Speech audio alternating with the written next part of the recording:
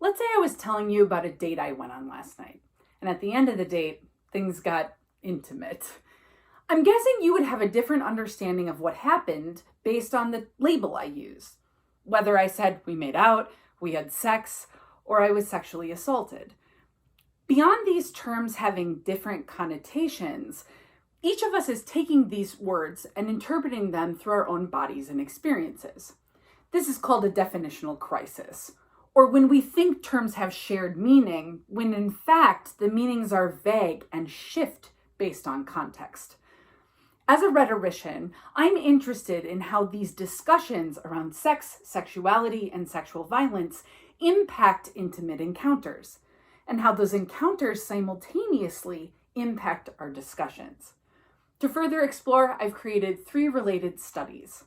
First, to demonstrate this definitional crisis, I analyzed all of the sexual violence laws in our nation.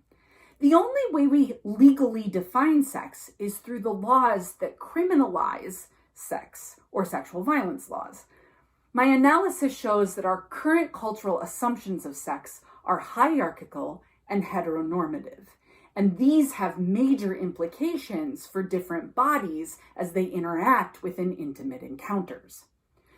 To further explore the implications of this definitional crisis, my second project is a rhetorical analysis of the Aziz Ansari public controversy. It seemed like Ansari was just the next man to be held accountable in the ever-growing Me Too movement, but there was an unprecedented split in communities that had previously been united around these types of accusations, with some saying that the victim survivors' experiences did not qualify as sexual violence. This chapter focuses on how bodies, positionalities, and experiences impact cultural scripts and definitions. Finally, I turn to queer bodies, or those that exist outside the heterosexual norm. These individuals always have to navigate normative definitions within themselves, so they're the perfect community to turn to in order to learn how we as a society can nonviolently navigate this definitional crisis. As a queer person myself, I was able to interview other queer bodies for how they conceptualize and define sex.